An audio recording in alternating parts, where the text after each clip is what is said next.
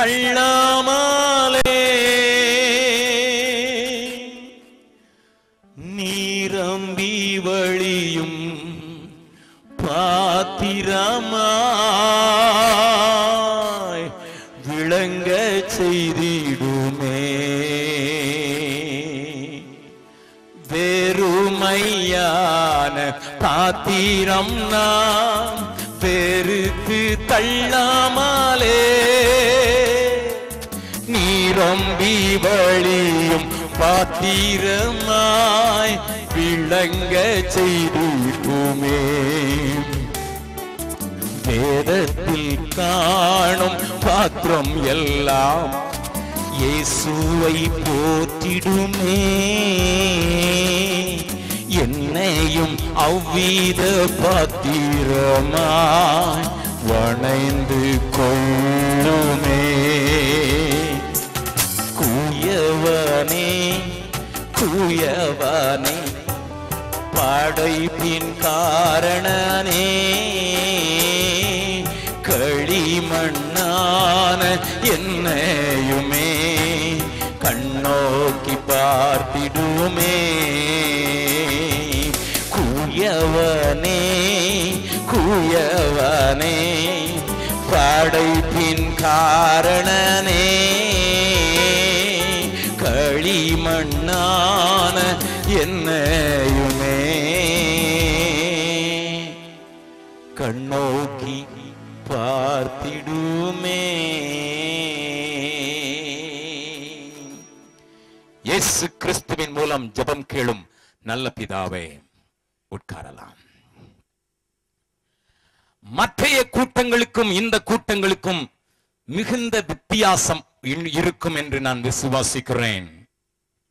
ஏதோ சுவிசேஷ செய்தியை, மனிதனுக்கு தேவையான நற்செய்தியை மாத்திரம் நான் உங்களுக்கு காண்பித்து கொடுக்கிறவனாக அல்லாமல், மனிதனுக்குரிய நற்செய்தியை பெற்றிருக்கிற நாம் என்ன செய்ய வேண்டும் என்பதையும் காட்டி கொடுப்பதற்கு இன்றைய சாயங்காலத்திலையும் நாளைய சாயங்காலத்திலையும் முக்கியமான ஒரு செய்தியை உங்களோடு கூட பகிர்ந்து கொள்ளும்படியாக தேவ சமூகத்திலே நான் காத்திருந்த போது தேவன் என்னோடு கூட இடைப்பட்டார். அருமையான தேவனுடைய பிள்ளைகளே, அனைத்து சபைகளில் இருந்து கூடி வந்திருக்கிற அருமையான தேவ மக்களே, தேவ வசனத்தை வாஞ்சியோடு கூட ருசிக்க வேண்டும் என்கிற ஒரு பெரிய துறந்த மனதோடு கூட வந்திருக்கிற உங்களோடு கூட தேவன் தம்முடைய காரியங்களை காண்பித்து இந்த 2 நாட்களிலே உங்களுக்குள்ளே ஒரு பெரிய மாறுதலையும் ஒரு பெரிய புரட்சியும் உண்டாக்க நான் ஆண்டவரை வேண்டிக் கொண்டிருக்கிறேன். என்னுடையவர்களும் வேண்டிக் கொண்டிருக்கிறார்கள்.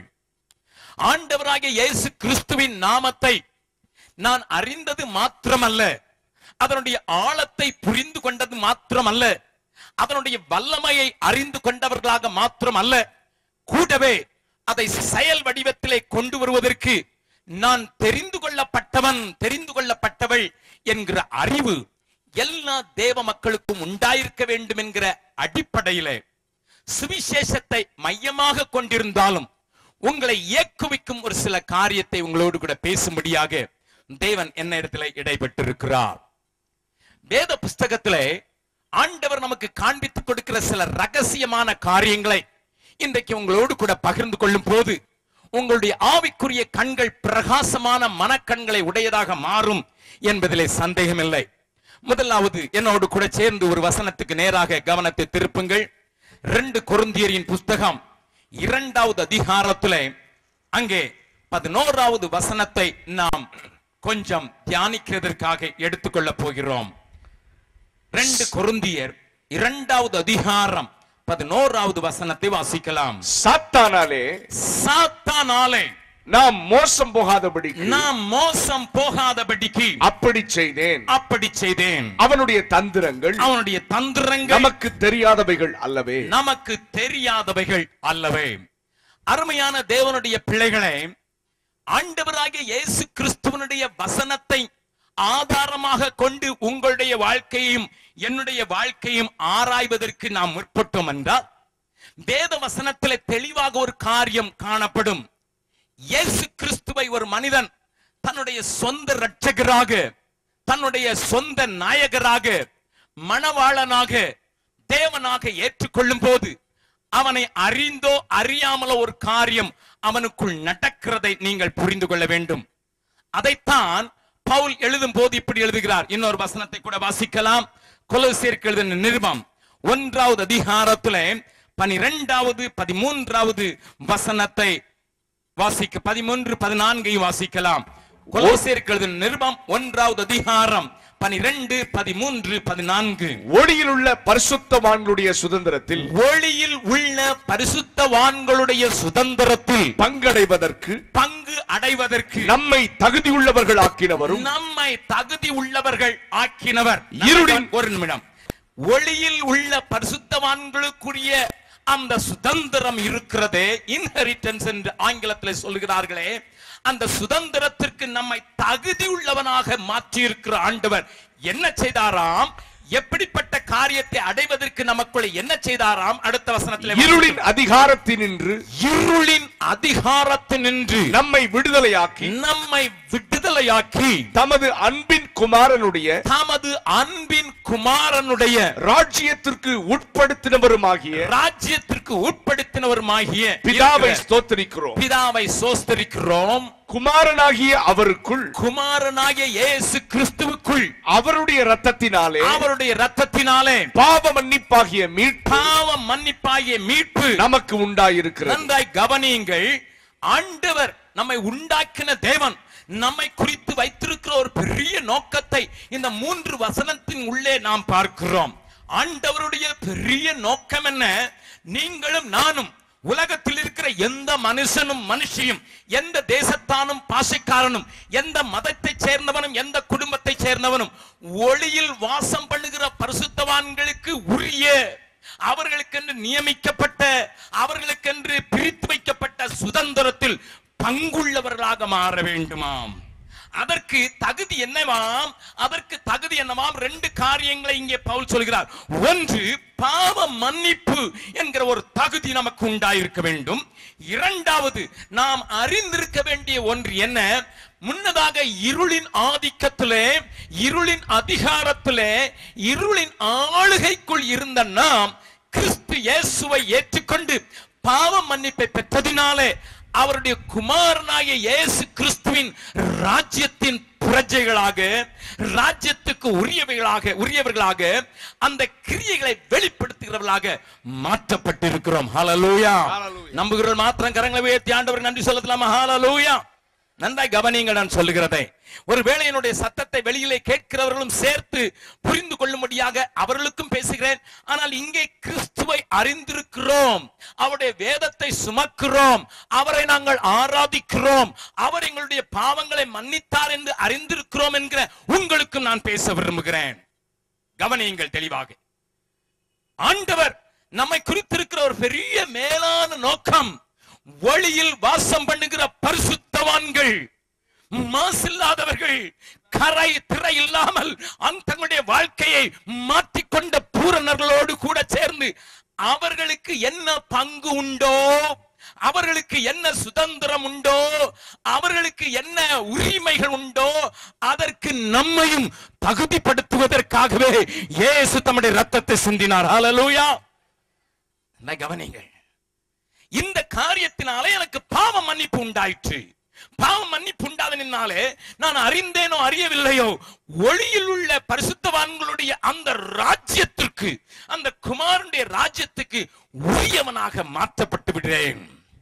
ஆனாலும் அநேக தேவ மக்கள் இன்றைக்கும் அந்த பிசாசுடைய உபாய தந்திரங்களை சரியாக புரிந்து கொள்ளாததினாலே, மறுபடியும் சொல்லுகிறேன், ஆண்டவருக்கு தங்களை ஒப்புக் கொடுத்தவர்கள் தான் பாவ மன்னிப்பு இயேசு கிறிஸ்துவின் நாமத்தினாலே அன்றி வேறொரு நாமம் இல்லை என்பதை அறிந்தவர்கள் தான் வானத்தின் கீழே, பூமியின் மேலே, மனுஷர்களுக்குள்ளே நாம் பாவ மன்னிப்பு அடைவதற்கு வேறு ஒரு நாமமும் இல்லை என்பதை அறிக்கை செய்கிறவர்கள் தான். ஆனாலும் அல்லேலூயா. நல்லா கவனிங்க. ஹிந்தி பாட்டு பாடும்போது கூஞ்ச் ரஹா இயேசு கா நாம் என்று சொல்லிக் கொடுத்தேன். இயேசுவின் நாமம் எவ்வளவு வல்லமையுள்ளது என்பதை நீங்களும் நானும் கொஞ்சம் அறிந்திருந்தாலும் இன்னும் சரியாக அறியவில்லை என்று தான் சொல்லுவேன். சமீபத்தில் வட இந்தியாவில் புதிய ஏற்பாட்டை கிறிஸ்துவை அல்லாதவர்களுக்கு, மாற்று மதத்தினருக்கு அவரை கொடுப்பதற்கு, சுவிசேஷங்களை கொடுப்பதற்கு இப்படி செய்தால்தான் அவர்கள் ஏற்றுக்கொள்வார்கள் என்று சொல்லி ஒரு சின்ன கூட்டத்தார் அந்த மொழிபெயர்ப்பை இப்படி மாற்றினார்கள். எப்படி மாற்றினார்கள்? எங்கெல்லாம் இயேசுன்னு பேர் வருமோ அங்கெல்லாம் அவருக்கு என்ன பேர் கொடுத்தார்கள்? பலிராஜா. பனியானார் ராஜா. ஆகையினாலே அந்த பலிராஜா என்பது இந்துக்களுடைய ரிக் வேதத்தில் வருகிறது. ஆகினால் அந்த வார்த்தையை உபயோகப்படுத்தினால் இந்திய மக்கள் இயேசு கிறிஸ்துவை சுலபமாக ஏற்றுக்கொள்வார்கள் என்கிற அந்த தர்க்கத்தின் அடிப்படையில இயேசு கிறிஸ்து வர்ற இடத்தெல்லாம் பலி ராஜா என்று மாற்றினார்கள். தேவன் என்று வருகிற இடத்தையெல்லாம் மகாதேவ் என்று மாற்றினார்கள். இப்பொழுது அதை ஏராளமாக லட்சக்கணக்கில் அதை அச்சடித்தார்கள். அச்சடித்தவர்கள் திடீரென்று அதற்கு பணம் கொடுத்தவர்களுக்கு என்ன தோண்டிட்டோ தெரியவில்லை, இதை நாம் சோதித்து பார்க்க வேண்டும் என்று சொல்லி வட இந்தியாவிலே முன்னணி ஊழியத்தில் இருக்கிற சில தலைவர்களுக்கு அந்த பிரதியை அனுப்பி நீங்கள் என்ன யோசிக்கிறீர்கள் என்று கேட்டார்கள். கவனியுங்கள். அப்படி கேட்ட கேள்வியில வட இந்தியாவிலே 37 வருடமாக ஆண்டவருடைய நாமத்தை அறிவித்து கிறிஸ்துவின் நாமம் இல்லாத இடங்களிலே சபைகளை ஸ்தாபிப்பதற்கு கர்த்தர் என்னையும் என்னோடு கூட சேர்ந்தவர்களை உபயோகப்படுத்தி இருக்கிறபடினாலே என்னிடத்திலையும் அந்த கேள்வி கேட்கப்பட்டது. அப்பொழுது அவர்கள் கேட்டார்கள், ஐயா இப்படி சொன்னால் இயேசுன்னு சொன்னாதான் அவனுக்கு கோபம் வருது, இயேசுன்னு சொன்னாதான் எதிர்த்து நிற்கிறான், இயேசுன்னு சொன்னாதான் ஆக மாட்டேங்குது, ஆகையினால பலிராஜான்னு சொன்னா உடனடியா ஏற்றுக்கொள்வான்னு நாங்க நம்புறோம், நீங்க என்ன நினைக்கிறீங்க அப்படின்னு சொன்ன உடனே நான் ஒரே ஒரு டெஸ்ட் தான் வைக்க சொன்னேன், ஒரே ஒரு சோதனை. நான் சொன்னேன், யாருக்காவது பிசாசு பிடிச்சிருந்ததுன்னா, ஹலோ நம்ம ஊர்ல பிசாசு பிடிச்சவங்களுக்கு குறை, சில நேரங்கள்ல பிசாசு பிடிச்சிருக்கவனுக்கு வேற வண்ணமோ வந்து இறங்கி இருக்குன்னு நம்ம ஆட்கள் சொல்றாங்க. ஆனா அதை கொஞ்சம் தோண்டி பாத்தீங்கன்னா அதுக்குள்ள இருக்கிற பிசாசு கலைய அது கலரை காட்டிறதான செய்யுது. அதனாலதான் நம்ம ஊர்ல ஆம்பளைக்கு கூட அம்மானு பேரை வைக்க ஆரம்பிச்சிட்டோம். ஹலோ, ஆம்பளைய பார்த்துட்டு அம்மான்னு சொன்னா என்ன அர்த்தம்? அப்படி குருடாகி போயிருது இல்லையா? அதனால நான் சொன்னேன், இயேசுங்கிற பேருக்கும் பலிராஜாங்கிற பேருக்கும் என்ன வித்தியாசம்னு பாக்குறதுக்கு நீங்க ஒண்ணு செய்யுங்க. என்ன செய்யுங்க? யாருக்காவது பிசாசு பிடிச்சிருந்தா போய் பலிராஜாவின் நாமத்துல போ அப்படின்னு சொல்லி பிசாசு போச்சுன்னா that is a good book அப்படின்னு சொன்னேன். அதை அச்சடிச்சவங்க அதை மூலையில போட்டாங்க, ஏன்னா அதுல போக மாட்டேன்ட்டுது, இயேசு என்கிற நாமத்துல போய்விட்டது. ஹல்லேலூயா. கரங்களை தட்டி ஆண்டவரை மகிமைப்படுத்தலாமா? அதனாலதான் பாடுறோம், வேதாளம் பாதாளம் யாவையும் ஜெயித்த வீரமுள்ள திரு நாமமது. வேதாளம் பாதாளம் யாவையும் ஜெயித்த வீரமுள்ள திரு நாமமது.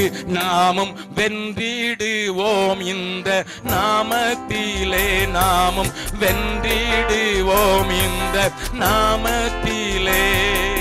இயேசு என்ற திரு நாமத்திற்கு எப்போதுமே மிக சோத்திரம். இயேசு என்ற திரு நாமத்திற்கு எப்போதுமே மிக சோத்திரம்.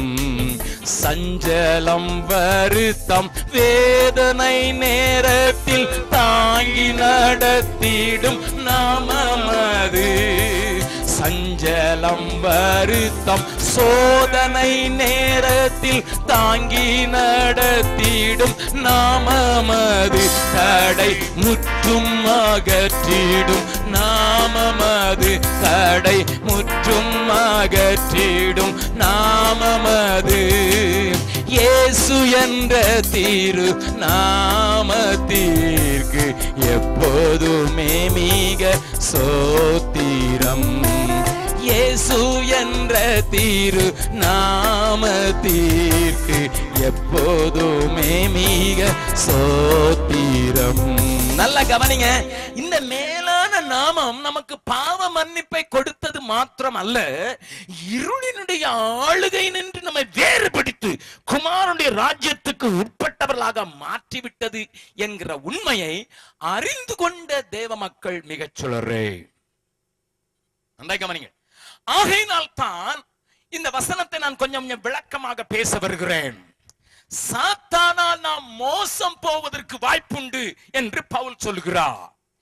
சாத்தானால் மோசம் போவதற்கு வாய்ப்புண்டு என்று சொல்கிறது மாத்திரமல்ல, அவனுடைய உபாய தந்திரங்கள் என்று ஒரு வார்த்தையை அவர் உபயோகப்படுத்துகிறார். அது நமக்கு தெரிந்தது என்று சொல்லுகிறார். நான் உங்களை கேட்டு உபாய தந்திரங்கள்லாம் எழுதி கொடுங்க அப்படின்னு சொன்னா எத்தனை பேர் எழுதி கொடுப்பீங்களோ தெரியாது எனக்கு. பவுல் சொல்லுகிறார், உங்களெல்லாம் நம்பிக்கையான ஆட்கள் என்று சொல்லி, வேதத்தை அறிந்தவர்கள் என்று சொல்லி, வேதத்தை சரியாக ஆராய்ந்தவர்கள் என்று சொல்லி நம்பி உங்களை பார்த்து என்ன சொல்கிறாரு, சாத்தானால் மோசம் போகாதபடிக்கு அப்படி செய்தேன். அவனுடைய அந்த சாத்தானுடைய உபாய தந்திரங்கள் நமக்கு தெரியாதது அல்லவே, எல்லாம் தெரிஞ்சிருக்கிறது என்று சொல்கிறார். பக்கத்துல இருக்க கையை பிடிச்சு கேளுங்க, உங்களுக்கு தெரியுமாங்க? கேளுங்க, கேட்டு வைங்க, பரவாயில்ல. நான் வந்தேன்னா கொஞ்சம் உங்களை கொஞ்சம் தொந்தரவு பண்ணிட்டு தான் போவேன். 2 நாள் இருப்பேன், கொஞ்சம் தொந்தரவு பண்ண விடுங்க, இல்லைன்னா வட இந்தியாவுக்கு போயிடும். மற்றவங்களெல்லாம் தொந்தரவு பண்றதே கிடையாது. Hallelujah. I am here just for 2 days, just to make you awake. நல்லா கவனிங்க, நல்லா கவனிங்க. தெரியுமாங்க உங்களுக்கு அந்த உபாய தந்திரங்கள் தெரியுமா? நல்லா கவனிங்க. பவுல் சொல்லிட்டார, தெரியாதது அல்லவே. நான் இப்பொழுது உங்களுக்கு சில காரியங்களை காண்பித்து கொடுக்க போகிறேன். பழைய ஏற்பாட்டுல, வேதத்துல இருக்கிற பழைய ஏற்பாட்டுல சாத்தானுடைய உபாய தந்திரங்களை நானும் நீங்களும் புரிந்து கொள்ளும்படியாக ஆண்டவர் சில காரியங்களை நிழலாட்டமாக எழுதி வைத்திருக்கிறார். அதுவும் இஸ்ரவேல் ஜனங்களுக்கு ஏற்பட்ட காரியங்களை உங்களுக்கும் எனக்கும் உணர்த்துவிக்கும் வண்ணமாகத்தான் அவைகளை எழுதி வைத்திருக்கிறார் என்று வேதம் நமக்கு சொல்லுகிறது. ஆகையினால் தான் பழைய ஏற்பாட்டில் இருக்கிற ஒரு காரியத்தை எடுத்து இன்றைக்கும் நாளைக்கும் அந்த உபாய தந்திரங்களுடைய தோற்றத்தை குறித்தும் அதனுடைய கிரியைகளை குறித்தும் அதனுடைய இன்டென்ஷன் என்று சொல்லுகிறார்களே நோக்கத்தை குறித்தும் உங்களுக்கு கொஞ்சம் வெட்ட வெளிச்சமாக மாற்றி உங்களை தைரியப்படுத்தி போதகர் ஜெபித்தார விடுதலையோடு கூட தெளிவோடு கூட வைராக்கியம் உள்ளவர்களாக மாறுவதற்கு நான் உங்களோடு கூட பேச விரும்புகிறேன். தெளிவாக பேசும்படியாக தேவ ஆவியானவர் உதவி செய்வாராக. ஏன் பழைய ஏற்பாட்டில் உள்ளவைகளை நான் பேசுகிறேன் என்பதற்கும் உங்களுக்கு காரணம் தெரிந்திருக்க வேண்டும். திருப்பிக் கொள்ளுங்கள், ஒரு வசனத்தை வாசிக்கலாம். 1 கொரிந்தியரின் புஸ்தகம் 10வது அதிகாரம் 10வது அதிகாரத்தின் 11வது வசனத்தை வாசிக்கலாம். 1 கொரிந்தியர் 10வது அதிகாரம் 11வது வசனம். இவைகள் எல்லாம் என்று 1வது வசனத்திலிருந்து 10வது வசனம் வரை இஸ்ரவேல் ஜனங்களுக்கு சம்பவித்த அநேக சம்பவங்களை குறிப்பிட்டு பவுல் அங்கே எழுதுகிறார். இவைகள் எல்லாம் திருஷ்டாந்தங்களாக அவர்களுக்கு சம்பவித்தது. திருஷ்டாந்தங்களாக, as an example, as a parable, அவர்களுக்கு சம்பவித்தது. உலகத்தின் முடிவு காலத்தில் உள்ள நமக்கு, உலகத்தின் முடிவு காலத்தில் உள்ள நமக்கு எச்சரிப்பு உண்டாகும்படி எழுதப்பட்டும் இருக்கிறது. எச்சரிப்பு உண்டாகும்படி எழுதப்பட்டும் இருக்கிறது. கரங்களை தட்டி ஆண்டவரை மகிமைப்படுத்தலாமா? ஹல்லேலூயா. கர்த்தர் என்னை குறித்து இத்தனை சித்தமுள்ளவராக இருக்கிறார். என்னுடைய எதிரியை, என்னை அழிக்க விரும்புகிறவரை, என்னுடைய ஆத்மாவை சேதப்படுத்தி நஷ்டப்படுத்தி கொல்ல விரும்புகிறவனை அடையாளம் கண்டு கொள்ளத்தக்கதாக அவனுடைய உபாயங்களை, அவனுடைய தந்திரங்களை, அவனுடைய மோச போக்கும் காரியங்களை, வஞ்சனைகளை நானும் நீங்களும் நன்றாக புரிந்து கொள்ளும்படியாக ஆண்டவர் திருஷ்டாந்தங்களாக அந்த இஸ்ரவேல் ஜனங்கள், தேவனால் தெரிந்து கொள்ளப்பட்ட ஜனங்களுக்கு நடந்தவைகளை எழுதி வைத்து உலகத்தின் முடிவு நாட்களிலே இல்ல நீங்களும் நானும் புரிந்து கொள்ளும்படியாக நமக்காக எழுதி வைத்திருக்கிறாராம். எத்தனை அன்பான ஆண்டவர்! என் ஆத்ம நேசர், என் ஆத்மாவை நேசிக்கிறவர், என் ஆத்மாவுக்கு சேதம் புரிகிறவனையும் கண்டு கொள்ளும்படியாக எத்தனை நேர்த்தியாய் அழகாக எழுதி வைத்திருக்கிறார். இதைத்தான் ரோமருக்கு எழுதும் போதும் பவுல் எழுதுகிறார். வாசிக்கலாம். ரோமருக்கு எழுதின நிருபம் 4வது அதிகாரம். தெளிவாக நீங்கள் அறிந்து கொள்ள வேண்டும் என்பதற்காக சில வசனங்களை காண்பிக்க விரும்புகிறேன். ரோமருக்கு எழுதின நிருபம் 4வது அதிகாரம் 23வது வசனத்தை வாசிக்கலாம். அது அவனுக்கு நீதியாக எண்ணப்பட்டது என்பது, ஆபிரகாமுக்கு நீதியாக எண்ணப்பட்டது என்பது அவனுக்காக மாத்திரம் அல்ல, அவனுக்காக மாத்திரம் அல்ல, நமக்காகவும் எழுதப்பட்டிருக்கிறது. எல்லாரும் சொல்லுங்க பார்க்கலாம் அந்த வசனத்தை. நமக்காகவும் எழுதப்பட்டது. சொல்லுங்களேன். நமக்காகவும் எதுக்கு பிரதர், இயேசு தானே எனக்கு முக்கியம். பழைய ஏற்பாட்டுக்காரன் எல்லாம் பற்றி பேசி பேசி அவனை அறிந்து நான் என்ன காண போறேன் என்று சொல்லாதீர்கள். இயேசுதான் முக்கியம். இயேசுவை போல மாறுவதற்கு தானே அழைக்கப்பட்டிருக்கிறேன். இயேசுதானே முக்கியம் என்று சொன்னாலும் ஆண்டவர் இவைகளை நமக்காகவும் எழுதி வைத்திருக்கிறார். முடிவு காலத்தில் இருக்கிற நமக்கு திருஷ்டாந்தங்களாக எழுதி வைத்திருக்கிறார். ஆகையினாலே இன்றைக்கு நான் சொல்ல போகிற காரியத்தை நீங்கள் கொஞ்சம் புரிந்து கொள்ளும் வண்ணமாக, இஸ்ரவேல் ஜனங்களுக்கு என்ன நேர்ந்ததோ அது நமக்கும் நேரிடுவதற்கு வாய்ப்பு உண்டு என்பதை நீங்கள் அறியும்படியாக தேவனால் தெரிந்து கொள்ளப்பட்டு ஆனால் அடிமைத்தனத்திலே வாழ்ந்து கொண்டிருந்த அந்த மக்களுக்கு நடந்த காரியத்தை உங்களுக்கு சொல்லி இன்றைக்கு ராத்திரியிலும் நாளை ராத்திரியிலையும் அதை குறித்து விளக்கும் போது உங்களுடைய கண்கள் விரிவாய் திறக்கப்படும் என்று நான் விசுவாசிக்கிறேன். நன்றாய் கவனியுங்கள். இதை புரிந்து கொள்வதற்கு திருஷ்டாந்தங்களாக எழுதப்பட்டிருக்கிற அந்த காரியத்தை நான் திருஷ்டாந்தங்களில் இருந்து உண்மைகளை இன்றைக்கு 7 காரியங்களையும் நாளைக்கு 7 காரியங்களையும் சொல்வதற்கு தூண்டப்படுகிறேன். தேவன் நம்மோடு கூட இடைப்படுவாராக. நன்றாய் கவனியுங்கள், திருப்பிக் கொள்ளுங்கள், வாசிக்கலாம். யாத்ராகமங்களின் புஸ்தகம் 1வது அதிகாரம். இஸ்ரவேல் ஜனங்களுடைய காரியத்தை குறித்து ஆண்டவர் எழுதி வைத்திருக்கிற காரியத்திலிருந்து சில காரியங்களை நேர்த்தியாக கற்றுக்கொள்வதற்கு இவைகளை நீங்கள் புரிந்து கொள்ள வேண்டியது அவசியம். சிறு பிள்ளைகளும் புரிந்து கொள்ளும் வண்ணமாக நான் பேச விரும்புகிறேன்.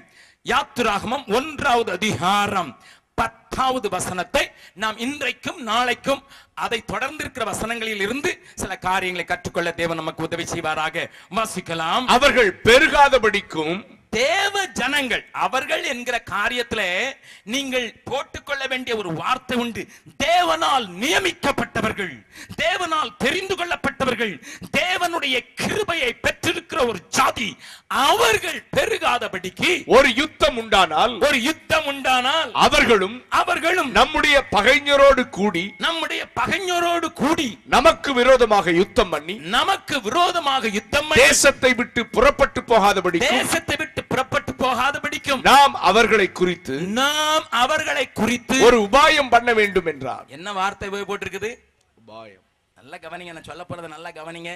நல்ல அறிவு படைத்தவர்கள் இந்த ஊர்ல இருப்பீங்கன்னு நான் நினைச்சு நான் சில காரியங்களை கொஞ்சம் ஆழமாக சொல்லிக் கொடுக்க விரும்புகிறேன். பார்வோன் என்கிற எகிப்தின் அரசன் இஸ்ரவேல் ஜனங்களை குறித்து சொன்ன காரியத்தை தான் இந்த வசனத்திலே வாசிக்கிறோம். வேத பண்டிதர்களை கேட்டு பாருங்கள், அவர்கள் உங்களுக்கு சொல்லுவார்கள். உங்கள் போதகர்களை கேட்டு பாருங்கள், அவர்கள் உங்களுக்கு காண்பித்துக் கொடுப்பார்கள். எகிப்து பாவ பூமிக்கு ஒரு அடையாளம், திருஷ்டாந்தம். பார்வோன் சாத்தானுக்கு ஒரு அடையாளம், உலகத்தின் காரியங்களுக்கு ஒரு அடையாளம் என்று எகிப்தையும் பார்வோனையும் எகிப்தின் வாழ்க்கையையும் உலக வாழ்க்கைக்கும் சாத்தானுடைய அடிமைத்தனத்திற்கும் அந்த பாவ பூமிக்கும் ஒப்பிட்டு உலகத்தில் இருக்கிற அனைத்து தேவ மனிதர்களும் வேத பண்டிதர்களும் போதிக்கிறதை நீங்கள் அறிந்திருக்கலாம். ஆகையினாலே ஒரு காரியத்தை நான் சொல்ல விரும்புகிறேன், நன்றாய் கவனியுங்கள்.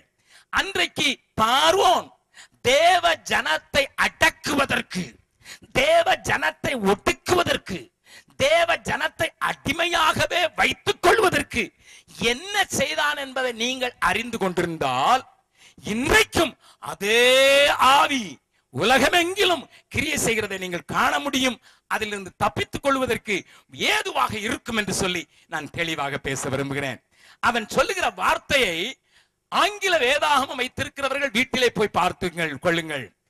கிங் ஜேம்ஸ் வேர்சன் என்கிற வேர்சன்ல அந்த உபாயம் என்கிற வார்த்தைக்கு wise device, let us make a wise device, என்னது ஞானமாகிய ஒரு காரியம். அதை NIV வேதாம் சொல்கிறது shrewd. அதாவது ரொம்ப ஷ்ரூடான பேர் வழி அப்படின்னு என்னன்னா பயங்கர ஆளு, பாக்குறது தான் அழகா நேர்த்தியா இருப்பான், ஆனா உள்ளுக்குள்ள அத்தனை தந்திரம், அத்தனை வஞ்சனை, அத்தனையும் அடக்கி இருக்கிற மனுஷனுக்கு தான் ஆங்கிலத்தில் என்ன சொல்லுவாங்க? ஷ்ரூட. நல்லா கவனிங்க. சில பிள்ளைங்களை பாத்தீங்களா பயங்கர ஷ்ரூடா இருக்குது. என்னன்னா நீங்க எப்பா வா இந்த ஒரு மிட்டாய் வச்சுக்கிட்டீங்கன்னா உடனே கேட்க எங்க வீட்டுல இருக்க மீதி விளக்கலாம். நீங்க மிட்டாய் சாப்பிட்டுக்கிட்டு இருக்கும்போது ஒரு பிள்ளை ஓடி வருது. ஓடி வந்தோடனே நீங்க பாக்குறீங்க சின்ன பிள்ளை, அதுக்கும் ஒரு மிட்டாய் கொடுக்கணும்னு ஒரு லட்டு கொடுத்த உடனே அது நல்ல பிள்ளைன்னா தேங்க்யூ அங்கிள்னு சொல்லிட்டு போயிடும். ஷ்ரூடான பிள்ளை என்ன சொல்லுமா, எங்க வீட்டுல 4 பேர் இருக்காங்க, ஒண்ணு தானே கொடுக்குறீங்க. பயங்கர ஷ்ரூடு. ஆனா அது ஷ்ரூடு, அது அர்த்தம் அல்ல, அது ஞானம் நம்ம சொல்லிடுவோம் உடனே இல்லையா. பயங்கர ஞானமா பேசலாம்ப்பா, அது ஞானமா பேசுது, கொஞ்சம் கொள்ளை அடிக்குது. சும்மா போறவனை கூப்பிட்டு ஐயோ பாவனுட்டு ஒரு லட்டு கொடுத்தா அது எனக்கு, எங்க அம்மாவுக்கு, எங்க அப்பாவுக்கு, வீட்டுல பாட்டி படுத்திருக்கிற அவளுக்கு, என் தம்பிக்கு எல்லாம் கேட்டு கேட்டு மடிய பெருட்டா அது சுருடுன்னு சொல்லுமா. நம்ம என்ன சொல்லுவோம், ஞானமா இருக்குது. ஆனா அதுக்கு உண்மையான ஆங்கில வார்த்தை ரொம்ப சுருடா இருக்குதுப்பா, ரொம்ப சுருடா இருக்குது. நல்லா கவனிங்க.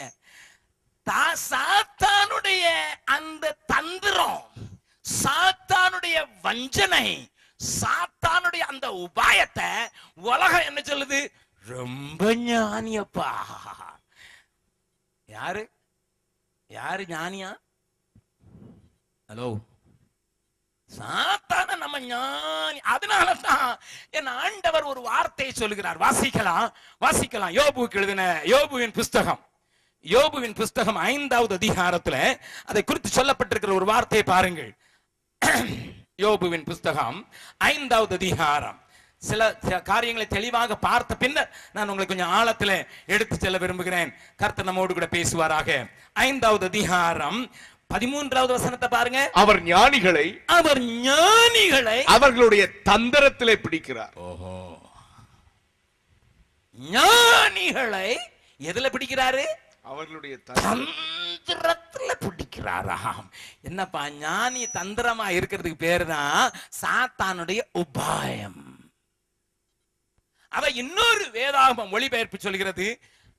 ASV அப்படிங்கிற அமெரிக்கன் ஸ்டாண்டர்ட் வெர்ஷன்லயும் அதே காரியம் சொல்லப்பட்டாலும் இன்னொரு ஸ்டாண்டர்ட் வெர்ஷன்ல ஒரு பைபிள் சொல்லுது, ஷ்ரூட் மட்டும் இல்ல, அவன் வயசா அல்லது ஒரு பெரிய ஞானிய போல வயசுலி பண்றது மாத்திரமல்ல, ரொம்ப கன்னிங்கா. நல்லா கவனிங்க. அநேக வேதாம மொழிபெயர்ப்புகளை வைத்து பார்த்தா வேதம் ருசிக்க ஆரம்பித்து விடும். அதனாலதான் சில நேரங்களில் இங்கிலீஷ் படிக்க பிள்ளை படிச்சதுன்னா ஒரு இங்கிலீஷ் பைபிள் வாங்கி கொடுக்காங்க, 4 இங்கிலீஷ் பைபிள் வாங்கி கொடுங்க, different translation, so that it can understand everything. எல்லாவற்றையும் நன்றாக கன்னிங்லி, வைஸ்லி, ஷ்ரூட்லி. ஆஹா, இதுக்கு பேர் தான் அன்னைக்கு ஆண்டவர் சொன்னது. பார்வோன் சொன்னானே, நம்ம ரொம்ப ஞானமா இதை டீல் பண்ணணும்பா, இத ஞானமா டீல் பண்ணும்பா, இவங்க பெருகக்கூடாதுப்பா, இவங்க போக வேண்டிய ஊருக்கு போயிடக்கூடாதுப்பா. ஹலோ, இஸ்ரவேல் ஜனங்களுக்கு ஆண்டவர் என்ன வாக்கு கொடுத்தார் சொல்லுங்க பார்க்கலாம், சொல்லுங்களேன். உங்களுக்கு வேதம் சொல்லி கொடுக்குறாங்களா உங்க போதகர்கள்ங்கிறத தெரிஞ்சுக்கிறதுக்காக கேட்கல, என் பிரசங்கத்தை விளங்குறதுக்காக கேட்கிறேன். நல்ல கவனிங்க. இஸ்ரவேல் ஜனங்கள் ஆண்டவர் எதை கொடுப்பேன்னு சொன்னார், என்ன வாக்குத்தத்தம் கொடுத்தாரு? பாலும் தேனும் ஓடுகிற கானானுக்கு போறதுதான் அவங்களுக்கு கொடுக்கப்பட்ட வார்த்தை. ஆனா இப்போ ரொம்ப ஞானமா, தந்திரமா, வஞ்சனையா, அழகா இவங்களை இங்கேயே உட்கார வச்சிடணும்பா, எகிப்திலேயே உட்கார வச்சிடணும், அதுக்கு நம்ம ஒரு தந்திரம் பண்ணலாம்னு சொல்லி சாத்தான் சொன்னான்னா அதுக்கு பேர் என்னது சொல்லுங்க? உபாயம். இதத்தான் பவுல் சொல்றார். அடே, நம்முடைய சத்துருவாகிய சாத்தானுடைய உபாய தந்திரங்கள் நமக்கு தெரியாதவைகள் அல்லவே. அவன் என்னெல்லாம் செய்யறாங்கிறத கொஞ்சம் 7 காரியத்தை உங்களுக்கு காண்பித்து கொடுத்து விட்டு நாளைக்கு அதை எப்படி செயல்படுத்துகிறான் என்பதை காண்பி கொடுத்தா ஒருவேளை உங்களுக்கு சில ஊழியக்காரங்க கூட அவன் ரூபத்தில் தெரிவாங்க. Sorry to say that, including Augustine Jebakumar. நான் சொல்ல போற காரியத்தை நீங்க கொஞ்சம் யோசித்தீங்கன்னா, வேதத்தின் வெளிச்சத்துல பாத்தீங்கன்னா, சில நேரம் எங்க ஊழியக்காரரும் பார்வோன் மாதிரி தான் இருக்கிறான்னு நீங்க சொல்லலாம். காரைக்குடிக்காக பல வருஷங்கள் ஜெபித்தவன் நான். ஏன்னா நான் ரட்சிக்கப்படுவதற்கு முன்னால என் கூட ஒரு தம்பி, ஒரு ராமன் அப்படின்னு ஒரு சகோதரன், அவர் நானும் ஒரே கம்பெனியில வேலை செய்தோம். எங்கேயே படிச்சாரு, ஆனா இங்க அழகாப்பால படிச்சாருன்னு நினைக்கிறேன். அவரும் நானும் ஒரே கம்பெனில வேலை செஞ்சதுனால நான் ரட்சிக்கப்பட்ட உடனே அவர் ரட்சிக்கப்படுறாரோ இல்லையா, காரைக்குடி ரட்சிக்கப்படணும் ஜெபிச்சேன் நான். அல்லேலூயா. அதனால அந்த அட்டாச்மெண்ட் கொஞ்சம் உண்டு.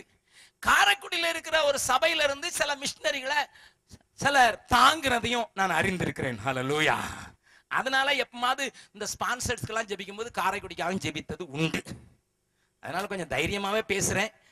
உங்க வீட்டு பிள்ளையா என்னை ஏற்றுக்கொண்டு நான் சொல்றதை கொஞ்சம் கேட்டுக்கொள்ளுங்க. அல்லேலூயா. நல்லா கவனிங்க. இப்ப பாருங்க, இந்த உபாயம், தந்திரம், வஞ்சனை என்னவாம் என்பதை உங்களுக்கு காண்பித்துக் கொடுப்பதற்கு அந்த வசனத்தை மறுபடி வாசிக்கலாமா? அவர்கள் பெருகாதபடிக்கும், அவர்கள் பெருகக்கூடாது. ஒரு யுத்தம் உண்டானால், ஒரு யுத்தம் வந்தானா அவர்களும் நம்முடைய பகைஞரோட கூடி, நம்முடைய பகைஞரோட கூடிக்கொள்ள, நமக்கு விரோதமாக யுத்தம் பண்ணி, நமக்கு விரோதமாக எந்திரிக்கவே கூடாது. தேசத்தை விட்டு புறப்பட்டு போகாதபடிக்கும். முக்கியம் அதான்.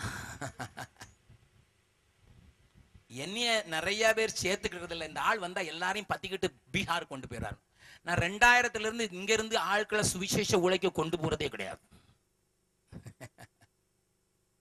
இவர்கள் தேசத்தை விட்டு போயிடக்கூடாது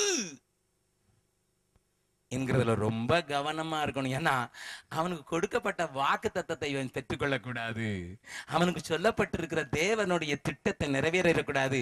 அவன் எங்கேயே இருக்கணும் சொல்லுங்க, எகிப்திலேயே இருக்கணுங்கிறதுல கவனமா, ரொம்ப ஞானமா, டாக்டிஸா நம்ம ஒரு உபாயம் பண்ணுவோம் அப்படின்னு சொன்னா அதுக்கு பேர் என்னது? சத்துருனுடைய உபாயம். பக்கத்துல உங்க சொல்லுங்க, அதுக்கு பேர் தான் சத்துருனுடைய உபாயம். கொஞ்சம் கஷ்டமா தான் இருக்கு நான் சொல்ல. நல்லா கவனிங்க. நீங்க இந்த அதிகாரத்தை, 1வது அதிகாரத்தை மட்டும் இன்னைக்கு வீட்டுல போய் ராத்திரி படுக்க முன்னால படிச்சுட்டு போடுங்க. அவன் என்ன சொன்னான் தெரியுமா? இவங்களை ரொம்ப பிஸி ஆக்கிருப்பா. இவங்களை பிஸி ஆக்கிரு, ரொம்ப பிஸி ஆக்கிரு. காலையும் மாலையும் வேளையும் பணம் பணம் பணம் பணம் பணம் அப்படி ஆக்கிட்டினா அவன் காணானே யோசிக்க மாட்டான். எதைத்தான் யோசிப்பான்? இங்கேதான் இருக்கிறத யோசிப்பான். அதனால இங்கேயே இருக்கிற மாதிரி பண்ணிரு.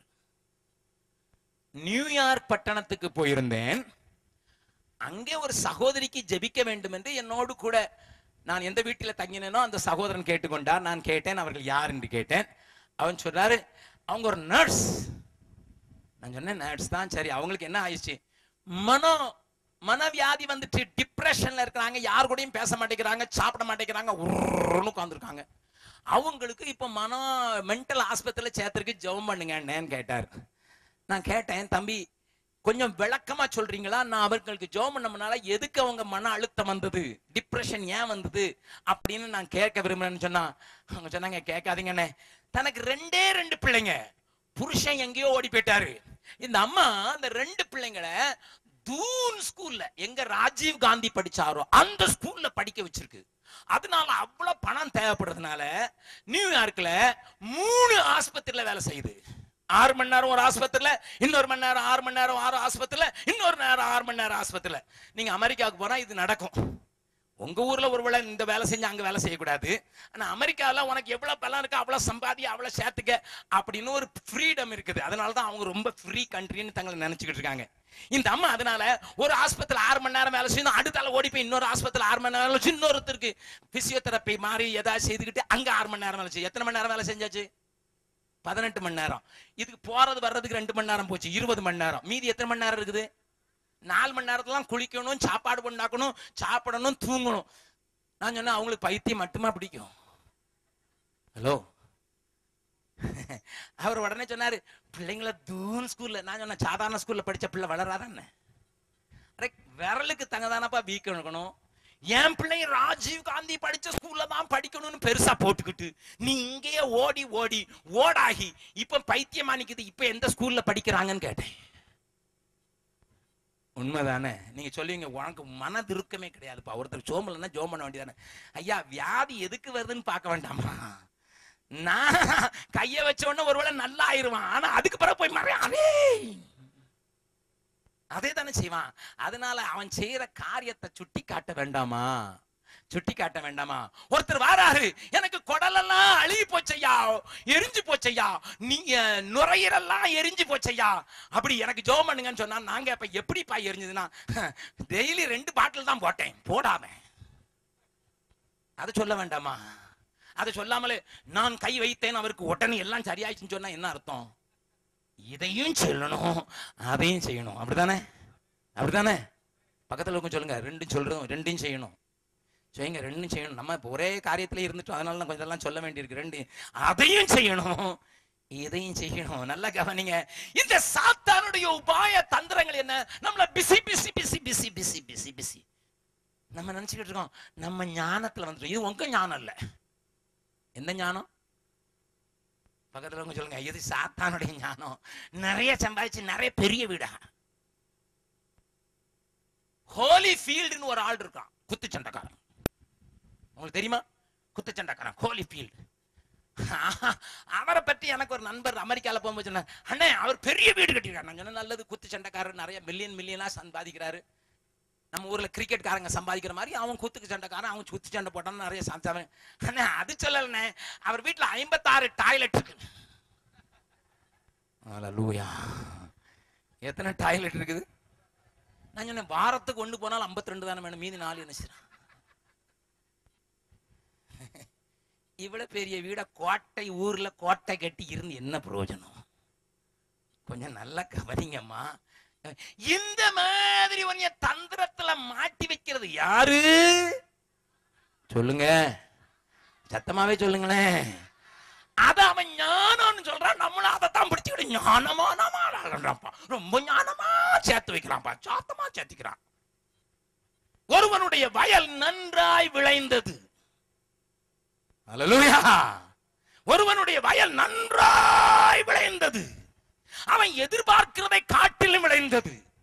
அதனால அவன் என்ன சொன்னா, ஆத்துமாவே இவ்வளவு வரும் நான் எதிர்பார்க்கவே இல்லை, அதனால களஞ்சங்கள்லாம் இடிச்சு பெருசாக்கி எல்லாத்தையும் சேர்த்து வை. உலகம் சொல்லுது, என்ன ஞானமான்பா, என்ன ஞானமா, ஒன்னையும் வேஸ்ட் ஆக்காம சேர்த்து வை அப்படின்னு சொல்லி.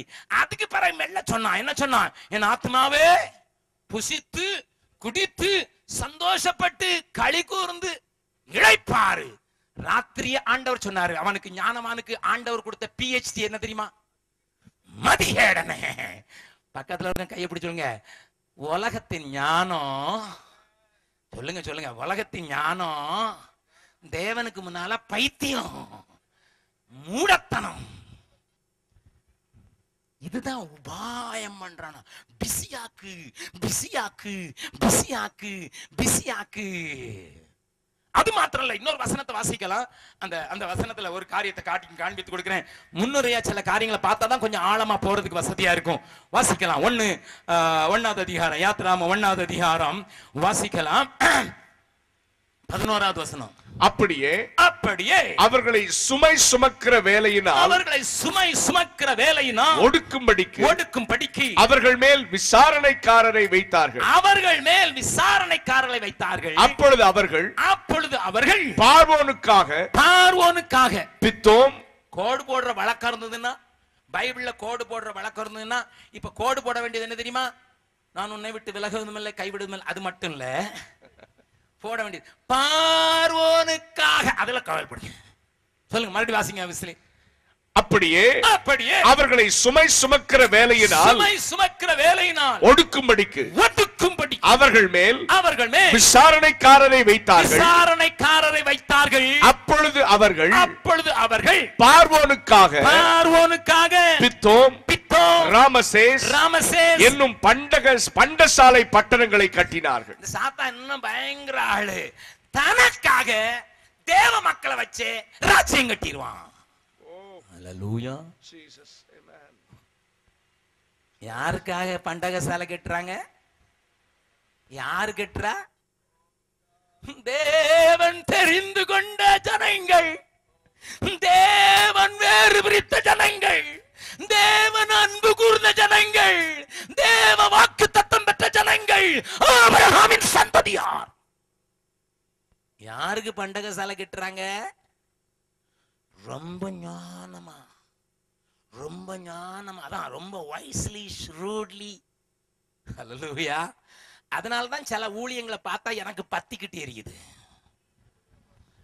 தேவ ஜனத்தை வச்சு, தேவ ஜனத்தை வைத்து, தெரிந்து கொள்ளப்பட்டவருடைய கிருபைகளை வைத்து, தெரிந்து கொள்ளப்பட்டவருடைய ஐஸ்வர்யத்தை வைத்து, தெரிந்து கொள்ளப்பட்டவருடைய தாளந்துகளை வைத்து சாத்தானுடைய ரூபத்தில் நடமாடும் சிலர் தங்களுக்கு பண்டக சாலைகளை கட்டுறதுக்கு ஒன்ன உபயோகப்படுத்துறாங்கப்பா.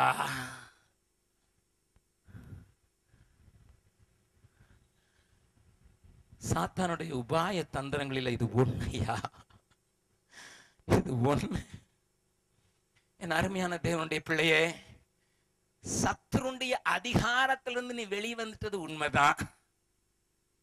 ஆனா உனக்கு இன்னும் அவனுடைய உபாய தந்திரங்கள் தெரிஞ்சு அதிலிருந்து விடுதலையாக வேண்டும் என்று தெரியாமல் இருக்குமானால் தேவனும் கண்களை திறப்பாராக. உத்தரப்பிரதேசத்துல எனக்கு தெரிந்த ஒரு ஊழியக்காரர் ஊழியம் செய்கிறார். அவருக்கு வயசு கிட்டத்தட்ட 80 ஆக போகுது. அவரை பார்த்தா மோசே மாதிரி ஒரு முடி கூட கருப்பா இல்லாம எல்லாம் வெள்ளை வெள்ளைன்னு இருக்கும். நல்ல நீள தாடி வச்சிருப்பாரு, நல்ல ஹைட், நல்ல ஆள், வாட்ட சாட்டமா இருப்பார். ஒரு நாள் எனக்கு போன் பண்ணார். நான் கேட்டேன், என்ன பிரதர் எப்படி இருக்குது ஊழியம்? பயங்கரமா ஆவியானவர் அசைவாடுகிறார்னு சொன்னார். சோத்திரம். அந்த பகுதிகள்லாம் ரொம்ப காஞ்ச பகுதிகள். இப்பமாவது ஆவியானவர் அசைவாடி காரியங்கள் நடக்குது. அப்ப சொன்னார், பிரதர் எங்க சபையில எல்லாரும் தீர்க்க தரிசனம் எல்லாம் சொல்ல ஆரம்பிச்சாங்க. சோத்திரம். எனக்கு இன்னும் சோத்திரம். ஏன்னா கடைசி நாட்கள்ல மாம்சமான யாவர் மேலும் என் ஆவியை ஊற்றுவேன், உன் குமாரரும் குமாரத்திகளும் தீர்க்க தரிசனம் சொல்லுவாங்க. அப்ப நடக்குதா பாஸ்டர்? ரொம்ப சந்தோஷம் பாஸ்டர், சந்தோஷம் பாஸ்டர், உங்களுக்காக நான் ஜெபம் பண்றேன்னு சொல்லி வச்சுட்டேன். ஆனா என் மனசுக்குள்ள என்னமோ குறுக்குறுன்னுகிட்டே இருந்துச்சு. நான் அந்த இடத்தை கொடுத்து கொஞ்சம் பாரம் உள்ளவன். அதனால அடுத்த வாரம் அவர் மறுபடியும் போன் பண்ணும்போது, அந்த அந்த தீர்க்க தரிசனங்களுக்கு எடுத்து கொஞ்சம் சொல்றீங்களா பாஸ்டர் அப்படின்னு சொன்னேன். நல்லா கவனிங்க. தென்னிந்தியாவுக்கு எடுத்து சொன்னாதான் சண்டைக்கு வர்றாங்க. அதனால வட இந்தியாவுக்கு எடுத்து சொல்றேன். நடக்காதெல்லாம் நடந்தது சொல்றேன். நல்லா கவனிங்க. அப்ப அவர் சொன்னாரு, எங்க சபையில ஒரு சகோதரி மேல பயங்கரமா ஆவியானவர் அசைவாடுகிறார். எல்லாரையும் பார்த்து டான் டான் அடிக்கிற, உனக்கு என்ன நடந்தது என்ன நடக்க போகுதுன்னு அடிக்கிறான். எல்லாரும் ரொம்ப பயத்தோடு நடுக்கத்தோடு குடும்ப ஆராதனையில பங்கு கொள்றாங்கன்னு சொன்னாரு. நான் சொன்னேன், எனக்கு அந்த அந்த பிள்ளையை எனக்கு தெரியும். அவள் திருமணமாகாத மகள். அவங்க வீட்டுல 3 பொம்பளை பிள்ளைங்க, ஒரே ஒரு பையன். அந்த குடும்பம் முழு குடும்பத்தையும் எனக்கு தெரியும். ரொம்ப நாளா மாப்பிள்ளை தேடிக்கிட்டே இருந்தாங்க, மாப்பிள்ளை கிடைக்க மாட்டேன்ட்டு இந்த மூத்த பிள்ளைக்கு. இப்ப ஆவியானவர் இறங்கினார்னு சொன்னார்னு நான் உடனே சொன்னேன், சரி நல்ல கத்தரால உபயோகப்படுத்தப்படுது போதுலன்னு நினைச்சிட்டு நான் கேட்டேன், ஏம்மா ஐயா பாஸ்டர் ஐயா கொஞ்சம் சொல்லுங்க ஐயா, அந்த பிள்ளை எப்படிப்பட்ட தீர்க்க தரிசனம் சொல்றான்? உடனே சொன்னாரு, எல்லாரையும் குறித்து என்ன குறித்து கூட டான் டான் அடிச்சுட்டா. பாஸ்டரே நடுங்க வச்சிருக்கிறா. முதல்ல எனக்கு இன்னும் கொஞ்சம் உறுத்தல் அதிகமாயிடுச்சு. இப்போ இன்னும் 1 மாசம் கழிச்சு அவர் ஒரு கூட்டத்துக்கு வந்தாரு. நான் கேட்டேன், என்ன பாஸ்டர் எப்படி இருக்கு ஊழியம்னா? ஆவியானவர் நல்லா அசைவாடுறார், எல்லாரும் தீர்க்க தரிசனம் சொல்றாங்கன்னு சொன்னீங்களே, என்ன நடக்குது? பிரதர் அவ இப்ப தீர்க்க தரிசனம் சொல்லும் போது அந்த பாயில வேற எவரையும் உட்கார விடுறதில்லை. எனக்கு இப்ப புரிஞ்சுக்கிடுச்சு.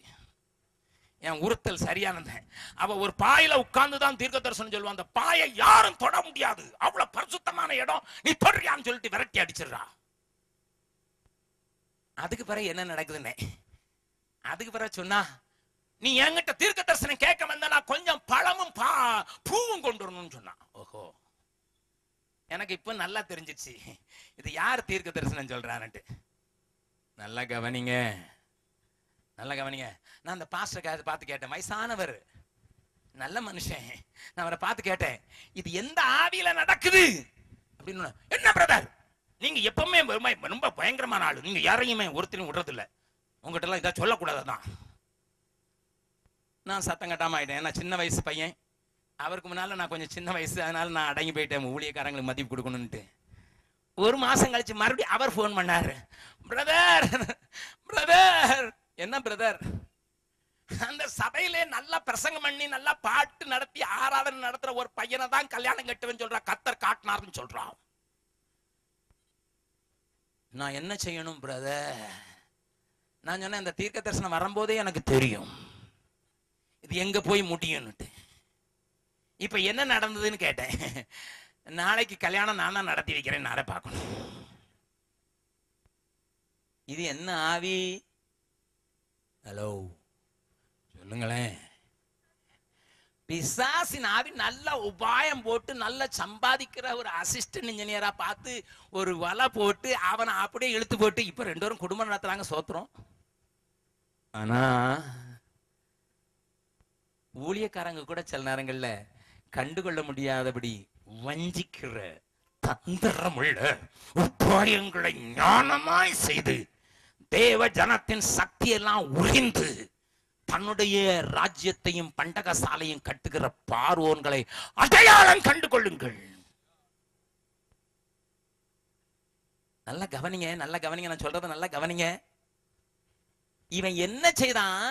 இவங்க இங்கேதான் இருக்கணும். எங்க போக கூடாது? எங்க போயிடக்கூடாது? கானானுக்கு போயிடக்கூடாது. இவனுக்கு அப்பாவுக்கு அப்பாவுக்கு அப்பாவாகிய தாத்தாவாகிய ஆபிரகாமுக்கு ஆண்டவர் சொல்லி இருக்கிறாரு, உன் சந்ததியார் உன் சந்ததியார் பாலும் தேனும் ஓடுகிற கானானை சுதந்தரித்துக் கொள்வார்கள் என்று சொல்லி இருக்கிறார். அங்க போக விடாதபடி இவனை நல்லா பிஸி ஆக்கிரு, நல்ல வேலை கொடுத்துரு. Work work work work.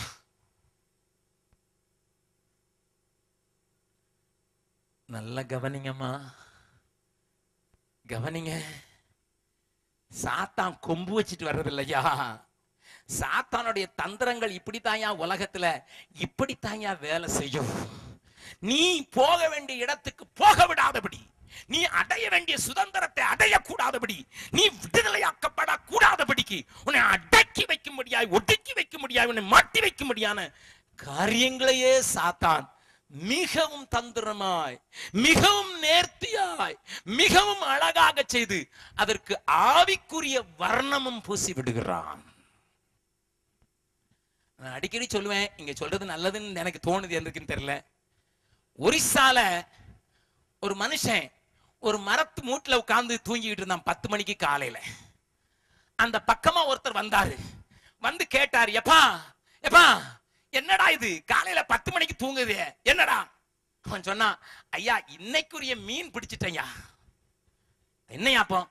இன்னைக்கு 5 ரூபாய்க்கு எனக்கு மீன் பிடிச்சா போதும், 5 ரூபாய்க்கு பிடிச்சிட்டேன், அதனால உட்கார்ந்து ரெஸ்ட் பண்ணிக்கிட்டு இருக்கேன், ரெஸ்ட் பண்ணிருக்கேன், ரிலாக்ஸ் பண்ணிக்கிட்டு இருக்கேன். உடனே அவர் சொன்னார், முட்டாள், இன்னும் கொஞ்சம் மீன் பிடிச்சா. அவன் கேட்டான், அப்படின்னா என்ன நடக்கும்? இன்னும் கொஞ்சம் மீன் பிடிச்சா நீ ஒரு பெரிய நைலான் வலை வாங்கலாம். உடனே அவன் கேட்டான், அப்படின்னா என்ன நடக்கும்? நைலான் வலை வாங்கினா அதுக்கு பிறகு நிறைய மீன் பிடிக்கலாம். அவன் கேட்டான், மறுபடியும் என்ன நடக்கும்? அதை வச்சு நிறைய மீன் பிடிச்சு போட் ஒன்று வாங்கலாம். சரி, அதுக்கு பிறகு என்ன நடக்கும்? போட் வாங்கின பிறகு அதுல நிறைய மீன் பிடிச்சு மோட்டர் போட்டு வாங்கலாம். மோட்டர் போட்டு வாங்கின பிறகு என்னையா நடக்கும்? அதுக்கு பிறகு 10 மோட்டர் போட்டு வச்சு நிறைய பேரை வச்சு வேலை வாங்கலாம். அதுக்கு பிறகு என்ன நடக்கும்? நிறைய மீன் பிடிச்சு நிறைய பணம் சேர்த்துட்ட பிறகு நீ ரெஸ்ட் பண்ணலாம். அவன் சொன்னா, இதெல்லாம் செய்யாமலே நான் இப்ப ரெஸ்ட் தான் பண்றேன்.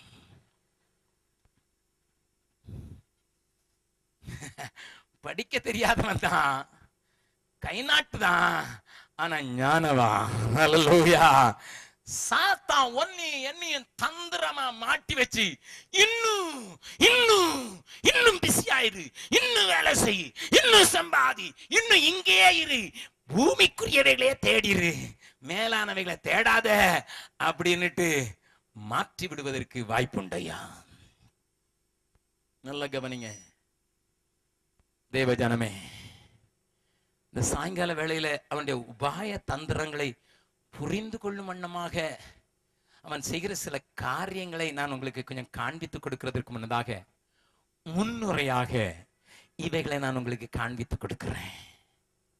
நல்லா கவனிங்க அம்மா, நல்லா கவனிங்க. அந்த அதிகாரத்தை வீட்டுல போய் வாசித்து பார்த்தீங்கன்னா வெட்ட வெளிச்சமா தெரியும். என்னுடைய ஆவிக்குரிய வாழ்க்கையும் நான் சார்ந்திருக்கிற காரியங்களும் தெளிவாக தெரியும். தேவன் நம்மோடு கூட பேசுகிறார், தேவன் நம்மோடு கூட பேசுகிறார். உலகம் எல்லாம் மாயையா, உலகம் எல்லாம் மாயையா, உம்மன்பொன்றே போதுமையா, உம்மன்பொன்றே போதுமையா.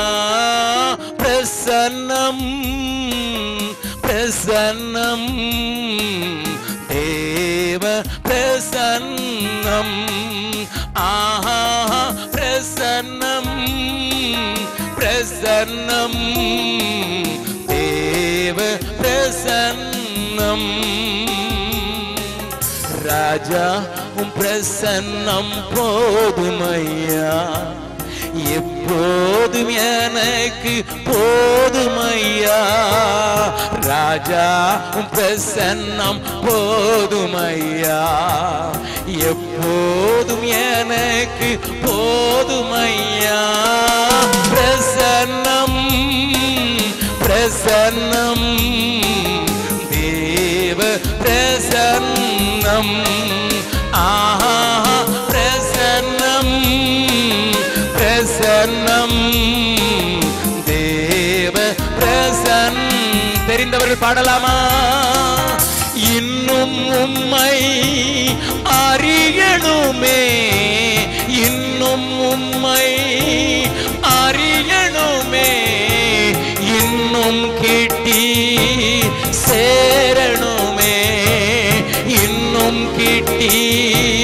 சேரணுமே பிரசன்னம் பிரசன்னம் தேவ பிரசன்னம் ஆஹா பிரசன்னம் பிரசன்னம் தேவ பிரசன்னம் எல்லாரும் பாடலாமா உலகம் எல்லாம் மாயையா உலகம் எல்லாம் மாயையா உம்மன் ஒன்றே போதுமையா உம்மன் ஒன்றே போதுமையா பிரசன்னம் பிரசன்னம் தேவ பிரசன்னம் ஆஹா பிரசன்னம் பிரசன்னம் தேவ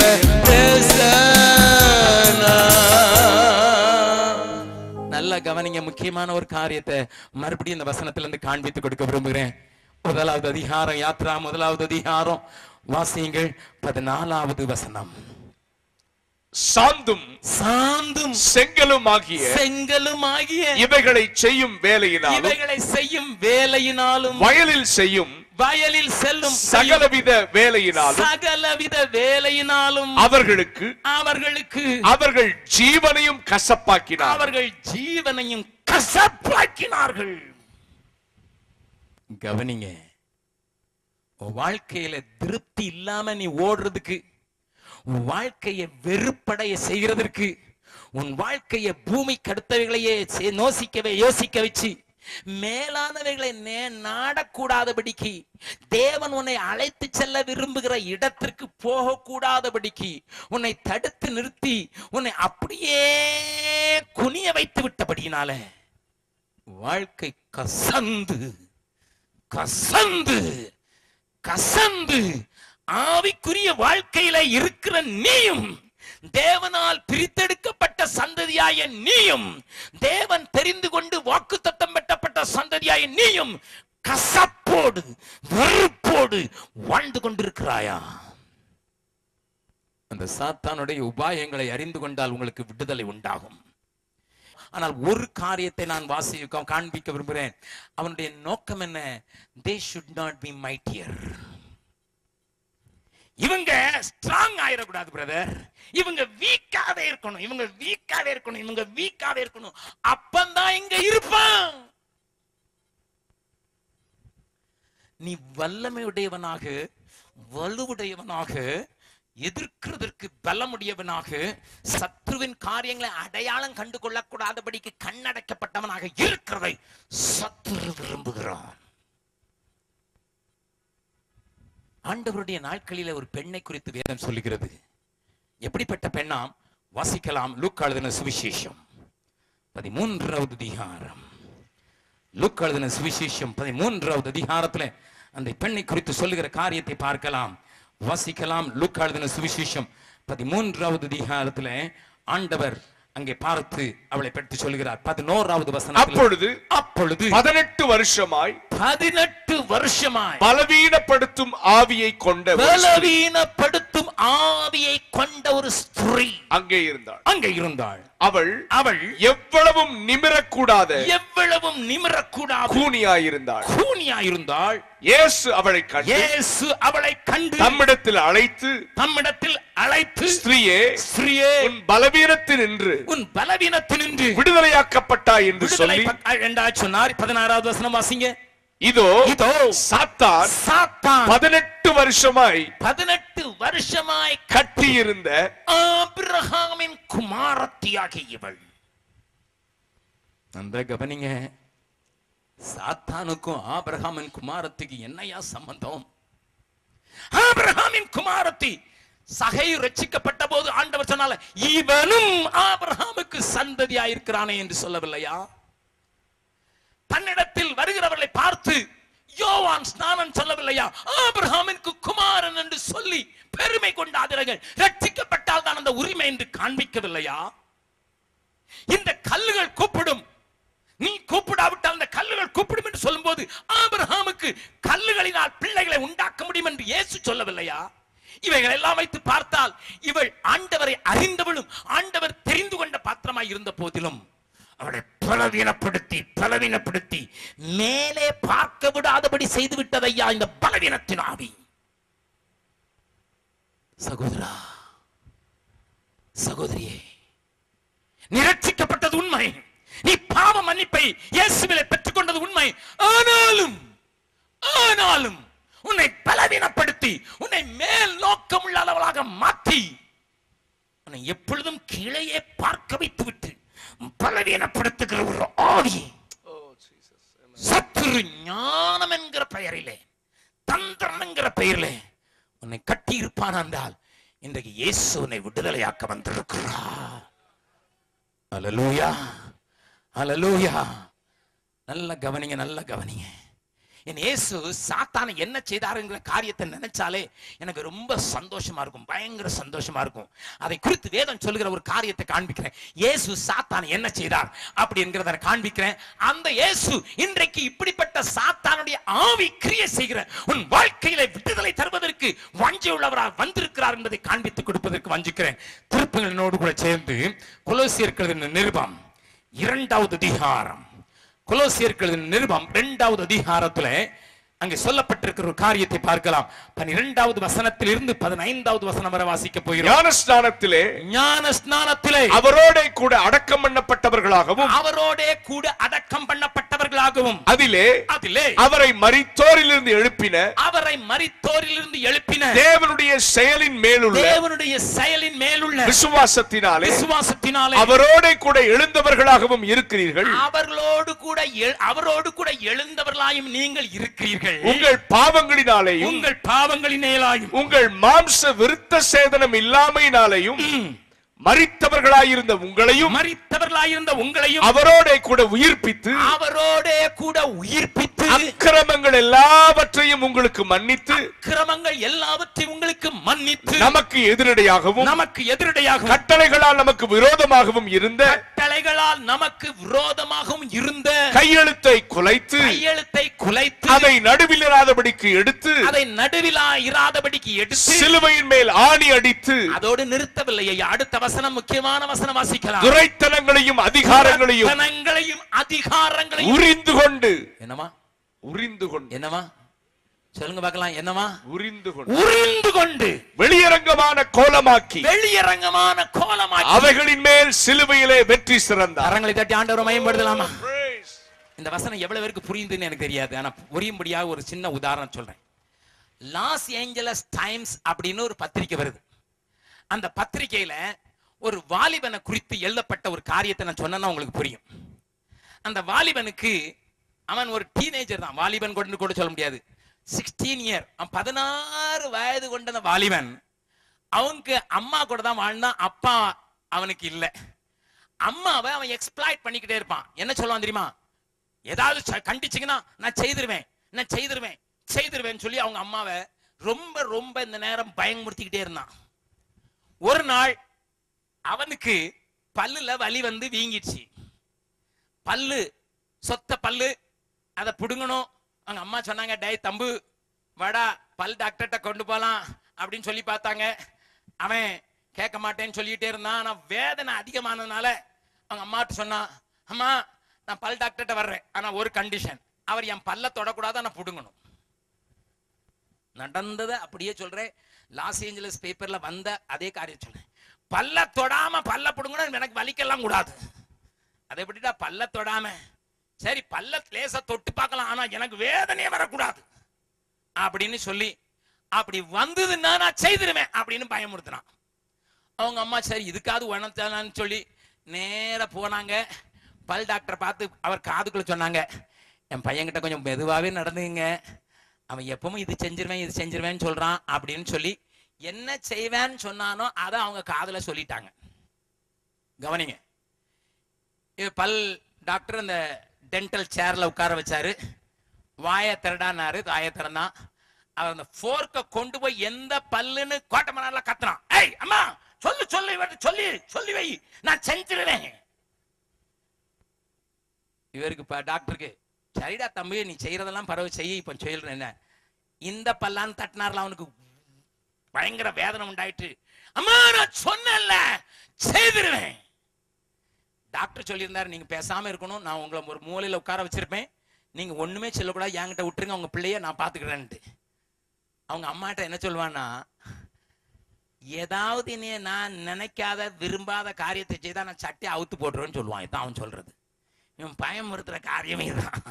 அவங்க அம்மாவுக்கு பயம், டாக்டர் முன்னால் அது மாதிரி இந்த மாதிரி கேவலமா நடந்துருவானு. அவர் சொன்னார், என்னடா செய்வேன் அப்படின்னு கேட்டார். ஏமா சொல்லுங்கம்மா சொல்லுங்க, டாக்டர் சொல்லுங்க, நான் என்ன செய்வேன்னு சொல்லுங்க. என்னடா சட்டையை தானடா கழட்டு. அவன் சட்டையை கழட்டிட்டான். நினைச்சான் டாக்டர் பயந்துருவாருன்னு. டாக்டர் இப்ப சொன்னார், வாயை தரேன், ஏமா சொல்லுங்க, முழுசும் கழட்டிடுவேன். முழுசும் கழட்டுடா. பேண்ட கழட்டியாச்சு, ஜட்டியோட உட்காந்துருக்கான். இப்ப மறுபடியும் தொட போறாரு. கழட்டிடுவாமா, கழட்டுடான்னு டாக்டரை கழட்டி அவங்க அம்மாட்ட கொடுத்து போங்கன்ட்டார். இப்போ அவனுடைய நிலைமை நீங்க கொஞ்சம் யோசிச்சு பாருங்க. என்ன நடந்ததுதான் அது பத்திரிகையில் அப்படியே எழுதியிருக்காங்க, அப்படியே அந்த லாங்குவேஜ்ல அப்படியே எழுதியிருக்காங்க. அப்படியே போயிட்டு டாக்டர் என்ன சொன்னாலும் கேட்பேன்.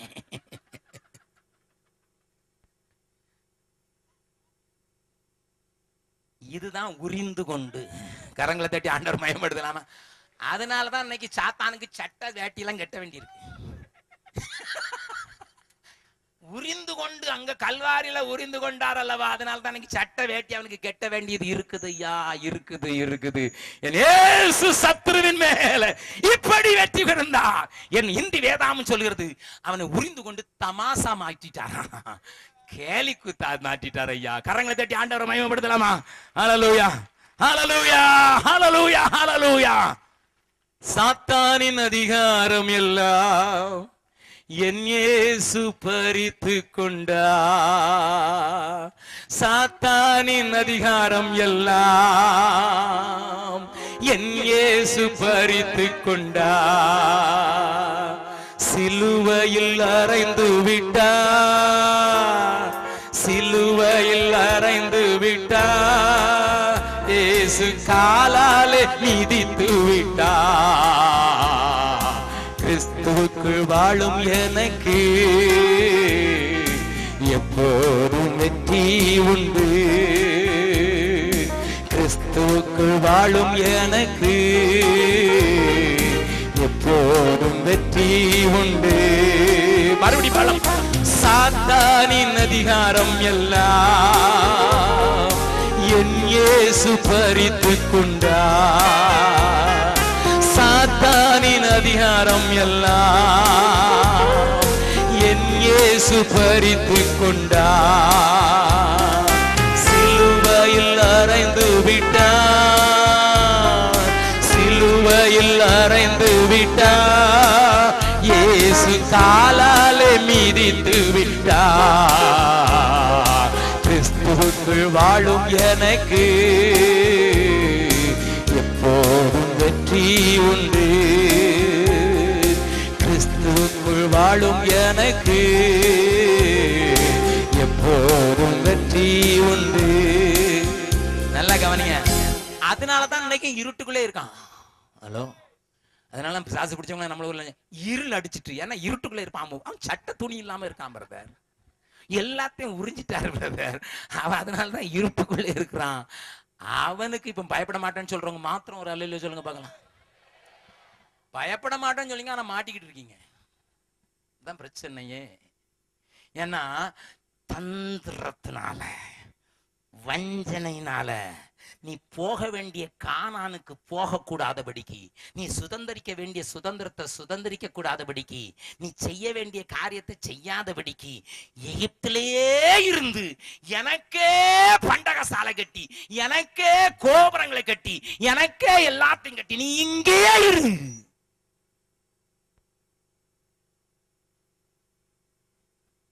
தேவஜனமே,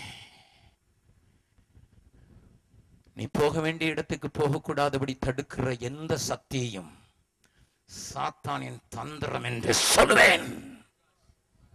உன்னுடைய சக்தியை, உன்னுடைய வருமானத்தை, உன்னுடைய தாளந்துகளை, உன்னுடைய வல்லமைகளை, உனக்கு தேவன் கொடுத்த கிருபைகளை எங்கேயே வைத்து இதையே கட்டிக்கொண்டிருக்க என்று யாரால் உனக்கு போதித்தால் நிச்சயமாக சொல்வேன், அது பார்வோனுடைய வேடம் தரித்த, பார்வோனுடைய ஆவி படைத்த அப்படிப்பட்டவர்களை என்று தைரியமாக சொல்லுவேன்.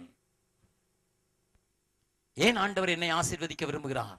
ஏன் என்னை ஆண்டவர் எடுத்து உபயோகப்படுத்த விரும்புகிறார்? ஏன் எனக்குள்ளே வல்லமையை கொடுக்க விரும்புகிறார்? ஏன் எனக்கு கிருபைகளை தருகிறார்? ஏன் எனக்கு பணத்தை தருகிறார்? ஏன் எனக்கு படிப்பை தருகிறார்? ஏன் எனக்கு வாய்ப்புகளை தருகிறார்? ஏன் எனக்கு வசதிகளை தருகிறார்? எதற்கு தெரியுமா? சாத்தானுடைய காரியங்களை, முகமூடிகளை உரித்தெறிந்து என் தேவன் கொடுத்த கானானை சுதந்திரித்து அவருக்கென்று ஒரு பெரிய சேனையாக எழும்புவதே.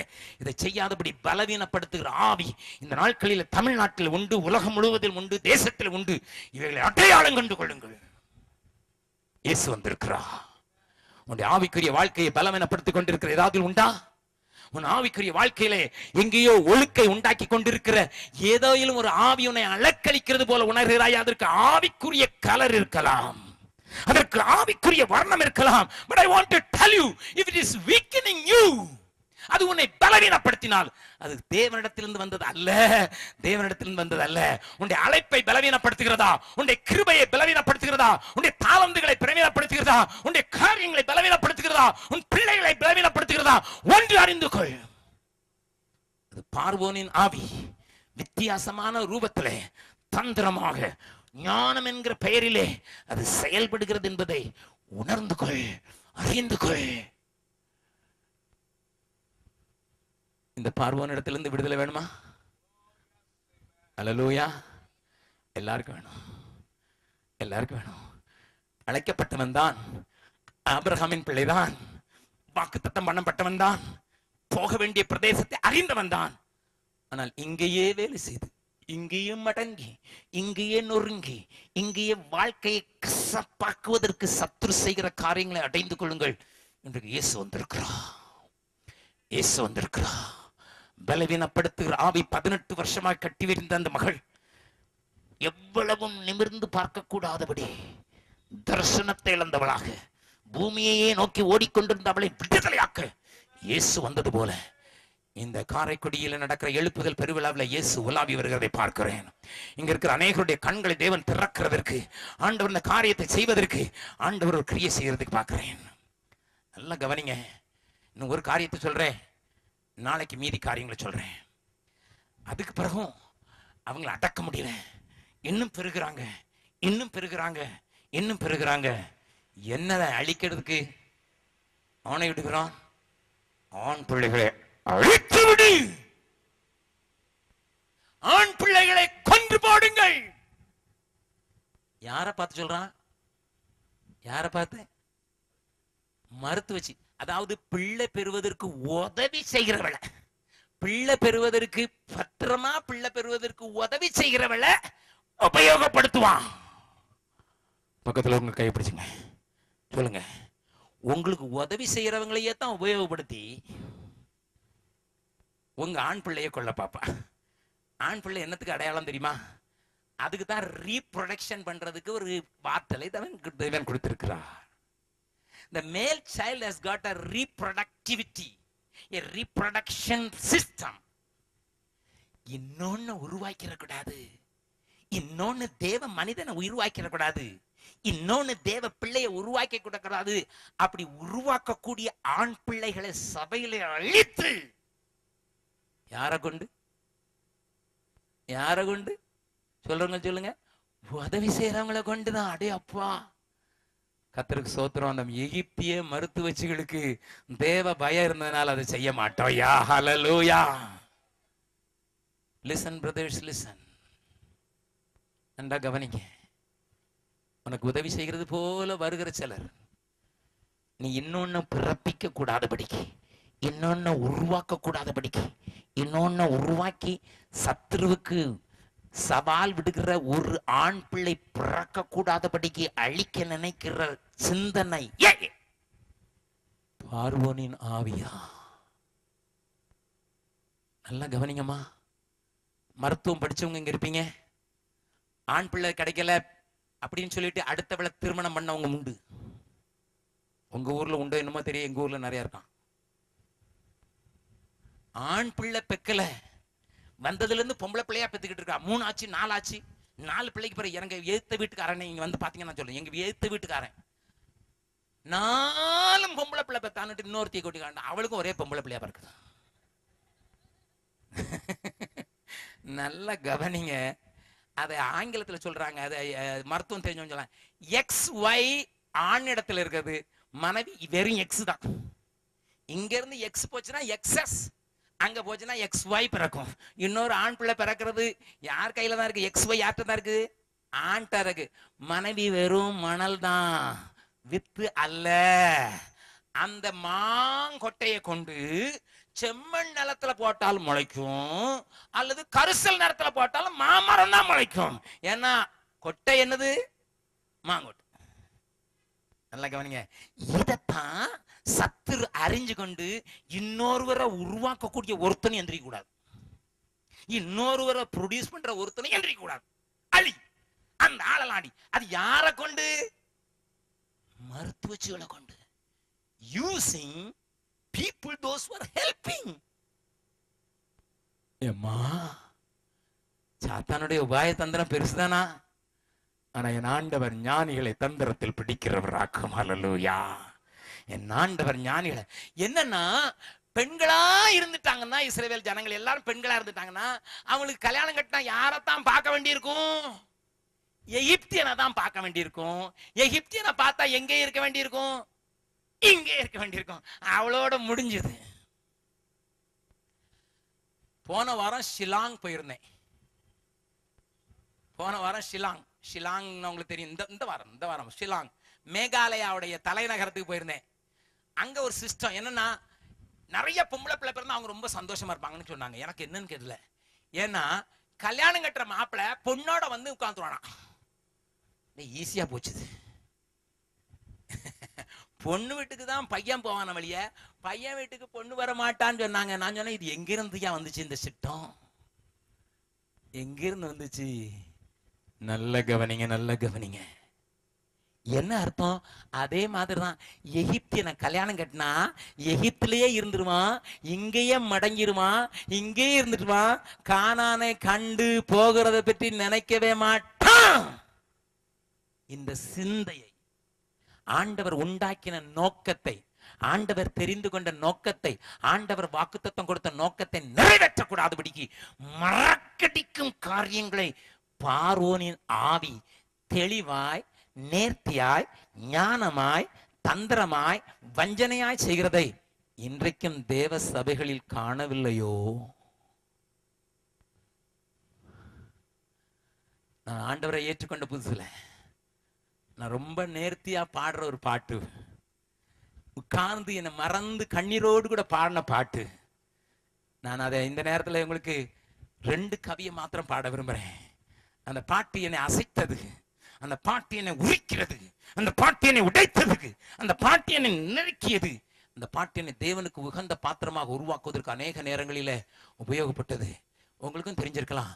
ஆனால் அந்த பாட்டு என்னை உருவாக்கினதை நான் இந்த நேரத்தில் அறிக்கை செய்கிறேன். ஆனந்தமாய் இன்ப கானான் ஏகிடுவே தூய பிதாவின் முகம் தரிசிப்பேன் ஆனந்தமாய். வாலிப நாளில் இயேசுவை கண்டேன், வாஞ்சையுடன் என்னை தேடி வந்தார். வாலிப நாளில் இயேசுவை கண்டேன், வாஞ்சையுடன் என்னை தேடி வந்தார். எதற்குமே உதவா என்னையும் கண்டெடுத்தார். இயேசுவின் அன்பை நான் என் சொல்லுவேன். எதற்குமே உதவா என்னையும் கண்டெடுத்தார். இயேசுவின் அன்பை நான் என் சொல்லுவேன். ஆனந்தமாய் இன்ப கானான் ஏகிடுவேன் தூய பிதாவின் முகம் தரிசிப்பேன் ஆனந்தமாய். கர்த்தரின் சித்தம் செய்திட நித்தம் தத்தம் செய்தே என்னை அர்ப்பணித்தேன். கர்த்தரின் சித்தம் செய்திட நித்தம் தத்தம் செய்தே என்னை அர்ப்பணித்தேன்.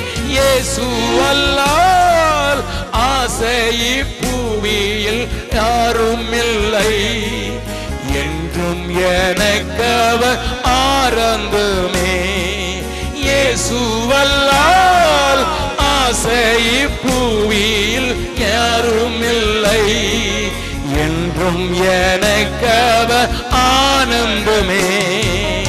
ஆனந்தமா இன்ப கானான் ஏகிடுவேன் தூய பிதாவின் முகம் தரிசிப்பேன் ஆனந்தமா. தேவன் என்னை பிடித்த போது 21 வயதிலே வாலிபனாக இருந்து நேராளமான சம்பளம் வாங்கி கொண்டிருந்த என்னை தேவன் தேடி வந்து என்னை தன்னுடைய அன்பை காட்டி பிடித்த போது எனக்குள்ள எழும்பின பாடல், ஆண்டவரே எனக்கு ஒரு கானான் உண்டல்லவா, ஆனந்தமா இந்த கானானுக்கு நேராக போவேன். என்னை அழைத்த அழைப்பு, என்னை நிறுத்துகிற இடம், என்னை கொண்டு செல்ல வேண்டிய இடத்திற்கு என்னை ஒப்புக்கொடுக்கிறதுக்கு என்னை ஒப்புக் கொடுத்தேன் என்று சொல்ல அந்த அர்ப்பணிப்பின் பாடல் அப்பொழுதுதான் ஆரம்பிக்கும். இயேசுவை ஏற்றுக்கொள், இருக்கிற இடத்துல ஆசீர்வாதமாய் இருப்பாய் என்று சொல்கிறது. நீ செய்கிற வேலையிலே ஆசீர்வாதம் சொல்லுங்களா, வெறும் பாதி உண்மையே. இன்மைக்குரிய ஆசீர்வாதங்கள் உண்டு, ஆனால் அதை காட்டில் மேலான ஒரு தரிசனம். கானானுக்குரியவன் நான், கானானுக்குரியவள் நான், கானானுக்குரியவன் நான், கானானுக்குரியவள் நான் என்கிற அந்த துடிப்பு வரும்போது உம்முடைய சித்தம் செய்து அங்கே செய்வேன் ஆண்டவரே. எல்லாவற்றையும் ஒதுக்கி தள்ளிவிட்டு, எனக்கு நெருங்கி நிற்கிறவைகளை தள்ளிவிட்டு அந்த கானானுக்கு நேராக ஓடுவேன் என்கிற ஓட்டம் உனக்குள்ள உண்டாகும் போது உலகம், மனுஷன், பிசாசு உன்னை தடுத்து நிறுத்த முடியாது. ஏனென்றால் உன் நோக்கம் சரியாகிவிட்டது, உன் நோக்கம் தெளிவாகிவிட்டது. அதை நிறுத்தும்படியாக, இங்கேயே வைக்கும்படியாக, உனக்குள்ளே பிறக்கிற ஆண் குழந்தைகளை அழித்து நீ இங்கேயே கலந்து கலப்பு வாழ்க்கை வாழ்ந்து இங்கேயே தங்கிவிடும்படியாக பார்வோனின் ஆவிகள் இன்றைக்கு கிரியை செய்கிறதை பார்க்க தெரியாதபடி உன் கண்கள் மறைக்கப்பட்டிருந்தால் இயேசு வந்திருக்கிறார் உன் கண்களை திறப்புக்கும்படியாக. நீ கானானுக்குரியவன், நீ கானானுக்குரியவள், நீ கானானுக்குரியவன், கானானுக்குரியவள், கானானுக்குரியவள், கானானுக்குரியவள். இந்த பூமி எனக்கு சொந்தமல்ல, இது சொந்தமும் அல்ல. இந்த பூமி எந்த உருகி சாம்பலாகும். நீங்கள் ஒரேவன கானானுக்குரியவன். இந்த நினைவை உன்னிலிருந்து எடுத்து போடும்படியாக உனக்கு விரோதமாக கிரியை செய்கிற ஆவியின் உலகத்தை அறிவாயோ? ஆவிக்குரிய அந்த வர்ணத்தோடு வருகிறதை உணர்வாயோ? தெரிந்து கொண்டாயோ? அவனுடைய உபாய தந்திரங்கள் நமக்கு தெரியாதவைகள் அல்லவே. அம்மா, மறுபடியும் சொல்றேன், சாத்தா 2 கொம்பு வச்சு ஒரு வால் வச்சு வர்றானல்ல. உன் வாழ்க்கையை பாழடிச்சு, உன்னை பலவீனப்படுத்தி, இந்த பூமிக்குரியவர்களையே யோசிக்க வச்சு, எதற்கு நீ தெரிந்து கொள்ளப்பட்டாய், எதற்கு தேவன் உனக்கு வாக்குத்தத்தம் கொடுத்தார் என்பதை மறக்கடித்து, ஏதோ இந்த இம்மைக்குரியவர்களை மாத்திரம் தேடுவதற்கு இயேசுவை தேடும்படியாக உன்னை மாற்றுகிற பொல்லாத ஊழியங்களுக்கு நான் சாவு மணி அடிக்க விரும்புகிறேன். என்னை தவறாக புரிந்து கொள்ளாதீர்கள். இந்த தேசம் இயேசுவை அறியக்கூடாமல் இருப்பதற்கு காரணம், இந்த செட்டி நாடு ஆண்டவரை அறியக்கூடாமல் இருப்பதற்கு காரணம், இந்த தேவனுடைய மக்கள் வாழ்கிற தேவ கோட்டைகள் உடைக்கப்படாமல் இருக்கிறதற்கு காரணம், நான் எத்தனை நாள் பலவீனப்படுத்தப்பட்ட ஆவியினாலே கொஞ்சம் மேலே பார்க்க கூடாதபடி நான் கோணியாகிவிட்டேன். இயேசு வந்திருக்கிறா, இயேசு வந்திருக்கிறா. I could feel my Jesus is walking in this ground. இயேசு நீண்ட அங்கி தரித்தவராக இந்த மைதானத்தில் உலாவி வந்து உன்னை பலவீனப்படுத்தி உன்னை உண்மைக்குரியவளாக மாற்றுகிற ஆவிகளை கட்டுவித்து அழிக்கும்படியாக இயேசு வந்திருக்கிறார். நீ ஒரு பெரிய விடுதலை பெற்றவளாக, கானானுக்குரியவர்களாக, கானானை சுதந்திரிக்கிறவர்களாக, ஆனந்தமா இன்ப கானா நோக்கி ஓடுகிறவர்களாக, கர்த்தரின் செய்யும் சித்தம் செய்வதற்கு எதற்கும் உதவாத என்னையும் ஆண்டவரே நீர் தெரிந்து கொண்டீர் என்கிறதை புரிந்து கொண்ட ஒரு நோக்கத்தை தருவதற்கு இயேசு வந்திருக்கிறார். இயேசு வந்திருக்கிறார். இயேசு வந்திருக்கிறார். சாத்தானை புரிந்து கொள்ளுங்கள், அவனுடைய தந்திரங்களை புரிந்து கொள்ளுங்கள், அவருடைய ஞானமான காரியங்களை புரிந்து கொள்ளுங்கள். தனக்கென்று பண்டக சாலைகளை கட்டுவதற்கு உன்னை உபயோகப்படுத்தி வருகிறான். தனக்கென்று பண்டக சாலைகளை கட்டுவதற்கு உன்னை உபயோகப்படுத்தி வருகிறான். விட்டுவிடாதீர்கள், கதறுங்கள். ஆண்டவரே, மோசே தேவை, விடுதலையாக்கு மோசே தேவை. என் ஜனங்கள் விடுதலையோடு கானானுக்கு போவதற்கு மோசைகள் எழும்பட்டும் என்று சொல்லுங்கள். இது செட்டி நாட்டுக்கு நடக்கட்டும். இந்தியா தேசங்கள் தேவனை அறியறதற்கு தடையா இருக்கிறவர்கள் உடைக்கப்படட்டும். என்னை மறுரூபமாக்கிடும் உந்தன் மகிமையில் சேர்த்திடும். என்னை சொல்லுவோம். உந்தன் மகிமையில் சேர்த்திடும். நீ நல்லவர், சர்வ வல்லவர், உம்மை போலேறு தேவனில்லை. நீ நல்லவர், சர்வ வல்லவர், உம்மை போல் வேறு தேவன் இல்லை. ஹல்லேலூயா, ஹல்லேலூயா, ஹல்லேலூயா, ஹல்லேலூயா. Come on, worship the Lord. ஹல்லேலூயா, ஹல்லேலூயா. என் ஆண்டவரே, ஹல்லேலூயா, ஹல்லேலூயா. எல்லாம் சொல்லுவோம். ஹல்லேலூயா, ஹல்லேலூயா, ஹல்லேலூயா, ஹல்லேலூயா. இதயத்தின் ஆழத்திலிருந்து சொல்லுங்க. என்னை தெரிந்து கொண்ட நோக்கத்தை, ஆண்டவரே, என்னை அழைத்த நோக்கத்தை, ஒளியில் உள்ள பரிசுத்தவான்களோடு சுதந்திரமாகிற அந்த வாழ்க்கைக்கு போக கூடாதபடி என்னை தடுத்து நிறுத்துகிற பலவீனப்படுத்துகிற ஆவிகளை, திசை திருப்புகிற ஆவிகளை, என் வாழ்க்கையை கசப்பாக்கி கொண்டிருக்கிற ஆவிகளை, அந்த சத்துருடைய பொல்லாதவனுடைய ஞானம் என்கிற பெயரிலே, தந்திரம் என்கிற பெயரிலே, உபாயங்கள் என்கிற பெயரிலே என்னை கட்டி வைத்திருக்கிற ஆவிகளுக்கு விரோதமாக நான் வருகிறேன். மெல்லிய தொடுதல் அநேகர் மேலே பொழிகிறதை பார்க்கிறேன். இனி வாழ்க்கையில் நீ கசந்து தெரிய வேண்டிய அவசியம் இல்லை. உனக்கு ஒரு நோக்கம் உண்டாயிருக்கிறது, உனக்கு ஒரு தெளிவு உண்டாயிருக்கிறது. நீ விடுதலை பெற்றவளாக இந்த மைதானத்தை விட்டு போகிறபடினாலே உன் வாழ்க்கையை கசப்பாக்கின சத்ருவனுடைய பிடியிலிருந்து நீ விடுதலை ஆகிறாய்.